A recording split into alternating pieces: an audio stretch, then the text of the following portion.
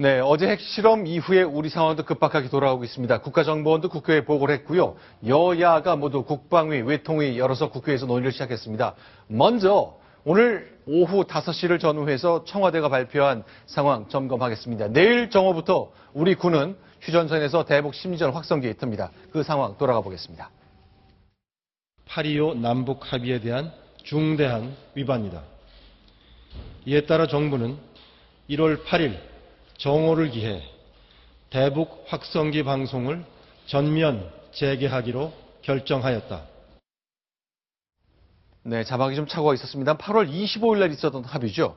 뒤늦었지만 마땅한 일 있었다고 봐야 되는 거죠. 예, 지극히 당연하기 때문에 논의할 필요조차 없다. 왜냐하면 8.25 합의 이후에 나타난 최고 엄중한 안보 이런 위협 행위에 대해서조차 네. 확성기 방송을 재개하지 않으면 네. 8.25 합의는 우리가 무시화시키는 것이다. 네. 앞으로 남북관계를 규율할 최소한의 문서조차도 없어지는 거기 때문에 지극히 당연한 조치고 네. 너무나 늦은 것이 오히려 안타깝다. 이런 네. 생각이 듭니다. 그래서 앞으로 강력하게 일관성 있게 이제는 확성기 방송을 전면 재개하는 것이 맞다 이렇게 봅니다. 일단 네.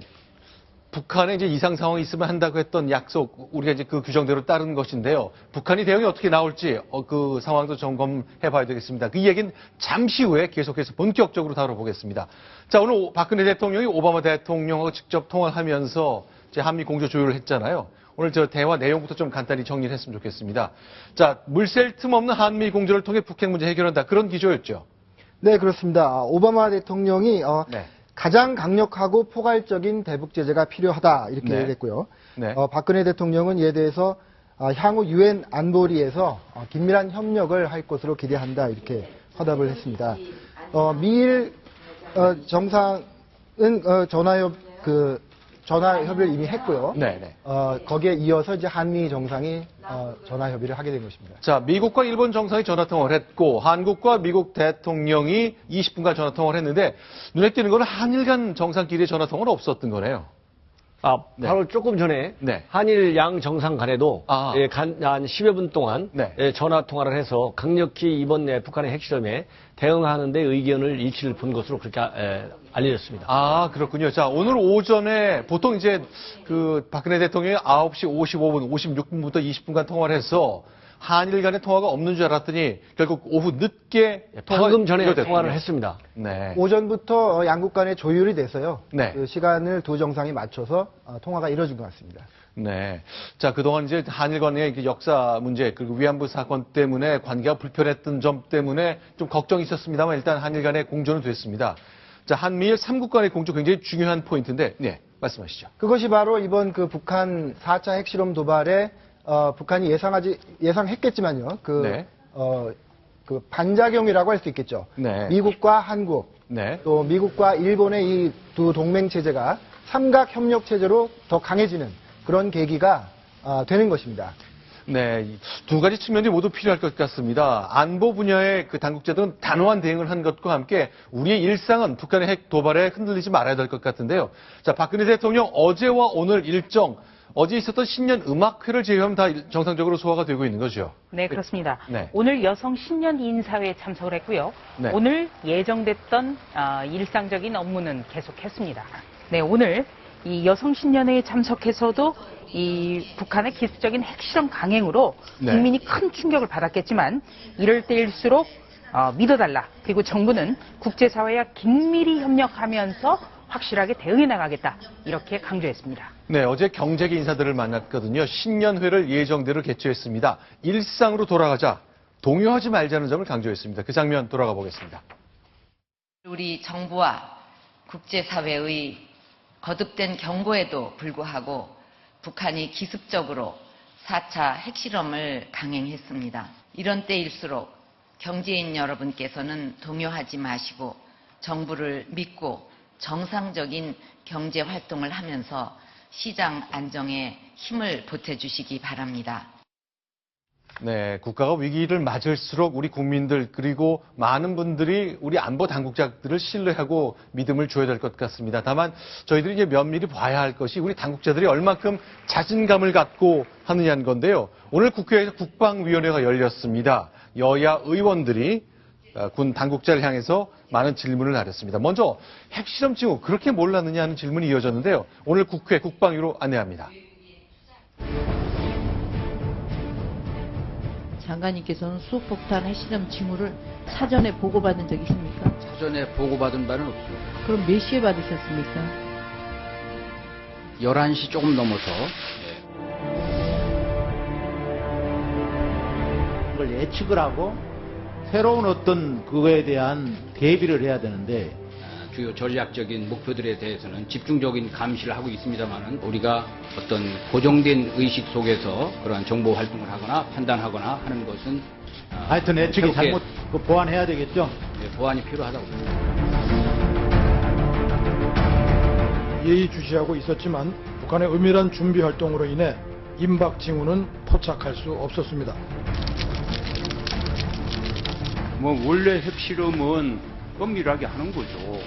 도발이라는 게 은밀하게 준비하는 거 아닙니까? 은밀하게 했기 때문에 파가지 못했다. 그것이 변명이 됩니까?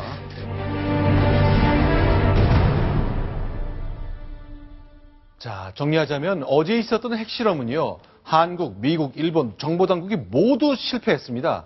그만큼 은밀하게 추진했다는 점에서 우리들의 좀 불안을 더 높여놓는 것 같은데 좀 평가를 부탁드리겠습니다. 김교 교수님. 그러니까 좀 무슨 말로 좀 변명이 좀 안 되는 상황이 어처구니없는 상황이 나왔거든요. 네. 사실은 여러 차례 경고가 있었고 징후가 포착된 적이 있었습니다. 네. 가깝게는 작년 10월 25일 날 새로운 갱도가 굴착되는 게 관측이 됐었고요. 네. 작년 12월에 과학자들 거에서 김정은이가 수소탄 시험한다는 걸 언급을 했는데 네. 허풍으로 그냥 일축해 버렸죠. 그렇죠. 예. 그리고 나서 여러 가지 징후가 모란봉악당 철수라든지 이 국제 구도가 복잡하고 이상하게 돌아갈 때, 네. 야, 이거 핵실험할 수도 있겠구나 하고 거기 집중적으로 대비하고 감시했으면 네. 징후를 사전에 포착할 수도 있었는데 그런 면에서 좀 아쉬운 점이었고 변명이 안 된다고 보고요. 네. 하와이 진주만 일본이 기습할 때도 미군이 이런 식으로 당한 전례가 있거든요. 그렇죠. 예. 네. 이 박근혜 대통령은 우리 국민들이 침착하게 정부를 믿고 일상생활을 해줄 것을 당부를 했습니다만 여기서 전제가 돼야 되는 것은 바로 군이라든지 우리 정보 당국이 국민에게 믿을 수 있다라는 신뢰를 주는 것이 중요합니다. 제가 이런 말씀을 드리는 것은요. 한 달 전에 북한이 이 수소폭탄 개발을 김정은의 육성으로 예고했을 때 우리 국방부 장관이 이렇게 얘기를 했습니다. 북한의 핵실험은 최소 한 달 전에 알 수 있다. 이렇게 얘기를 했습니다. 그런데 이 북한의 핵실험을 처음으로 감지한 것은 기상청이었습니다. 이 핵실험을 하고 나면 인공지진이 당연히 수반이 되는데요. 이 인공지진에 대해서 기상청이 보고를 하자 그때부터 군은 허둥지둥 움직였고 여기에 대해서도 국방부라든지 그리고 국정원이 국회 긴급 현안 보고에서도 은밀하게 이뤄졌기 때문에 전혀 사전에 징후를 포착하지 못했다. 그렇다면 한 달 전에 최소한 한 달 전에는 징후를 알 수 있었다라는 그런 얘기는 하지 않았어야 국민도 정말 국방부가 몰랐겠다. 너무나 은밀했구나. 이런 생각을 가질 수 있겠는데요. 예고만 그냥 너무나 자신만만하게 하고 뭔가 터지면 허둥지둥하는 모습은 우리 국민에게 신뢰를 줄 수 없습니다. 제가 추가를 하겠습니다. 이제 그 앞에서 얘기한 대로 이번에 알았느냐 못하느냐는 지나치게 은밀하게 했고 네. 국제 정보기관 모두가 몰랐다. 네. 이렇게 얘기하는 건데 이거는 설령 사실이라 하더라도 이것을 강조하는 것은 우리 정보 능력의 취약점을 북한을 비롯한 전 세계에 그대로 인정해 주는 거다. 네. 굉장히 부끄러운 일인데 왜 이렇게 자신 있게 변명을 하는지 저는 그게 이제 안타깝고 네. 이렇게 은밀하게 이루어지는 걸 그럼 아까 어느 국회의원 얘기한 것처럼 네. 북한은 가능한 모든 은밀한 수단을 통해서 핵실험이라든가 도발을 합니다. 이번에 은밀하게 해서 가림막까지 설치하고 모든 조치를 많이 했거든요. 그렇죠. 그러면 왜 은밀하게 하는 건지도 놓쳤느냐. 개념 정리가 잘못되어 있다. 북한 핵을 네. 아직도 협상에서 다룰 수 있는 네. 핵으로 잘못 정의하고 북한 핵 문제를 지금 관리하고 있다. 네. 이런 데 있기 때문에 은밀성을 추적하지 못했고 네. 그 다음에는 지난 10월 달에 북한의 OEA 고위급 인물이 북한에 가서 네. 북한을 설득함으로써 장거리 미사일 발사는 물론이고 북한의 핵실험까지도 상당 기간 유예했을 거라고 하는 네. 중국의 과도한 역할에 지나치게 기대를 많이 갖다 보니까 네. 당연히 이제 중국의 압력과 설득에 의해서 북한이 상당 기간 핵실험을 하지 않을 걸로 자만한 데 따른 실책이다. 저는 그렇게 봅니다. 자, 지금 말씀하시는 것은 작년 10월 10일 노동당 창건 70주년 기념을 했을 때 북한의 이제 중국의 공산당 서열 5위가 평양을 방문했죠. 그때 들은 메시지를 과신했다는 점 지적하셨습니다. 신석구 차장께 질문 드릴게요. 이병호 국가정보원장이 어제 저녁 때 국회에서 이렇게 말했거든요. 어떤 뜻입니까? 예, 어젯밤 국회 정보위원회 현안 보고에서 이병호 국가정보원장이 이것은 찾고 막는 싸움인데 이번엔 졌다. 이런 말을 했거든요. 이것이 그 국민들을 화나게 하는 이유는 이 국가정보원이라는 그 기관이 엄청난 그 인력과 예산을 쓰고 있습니다. 그것은 뭐냐면 북한의 움직임은 우리의 생존과 관련이 되어 있습니다. 그 북한의 움직임을 물샐 틈 없이 보고 있어라 하는 것이 이제 국민들의 뜻인데 졌다고 정보관계 수장이 시인한 거죠.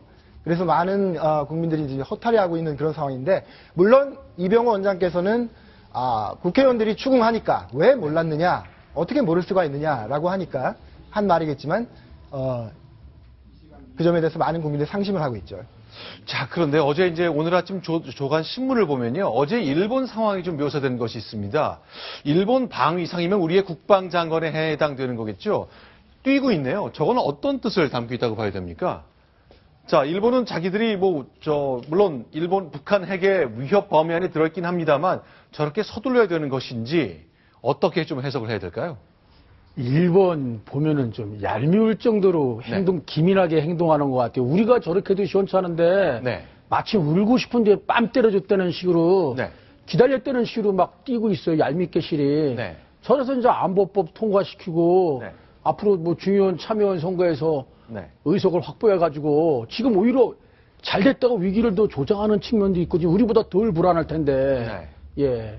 자, 10시 반에 핵실험이 이루어졌고 우리는 12시에 그 NSC 회의가 열렸습니다만 일본은 11시 40분, 우리보다 20분 빨리 회의를 열었다는 거잖아요. 그리고 일본에 만약에 핵을 북한이 투하하려면은 중거리, 중단거리 미사일로 노동 미사일 이상으로 쏴야 되거든요.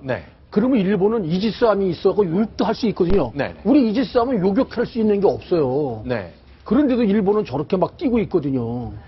알겠습니다. 자, 그러면 과연 대한민국은 어떤 일을 할 수 있을까요? 물론 국제공조 필요합니다. 그러나 우리가 스스로 해야 될 우리의 몫은 무엇인지 지금부터 하나씩 점검해 보겠습니다. 두 번째 소식 문을 엽니다.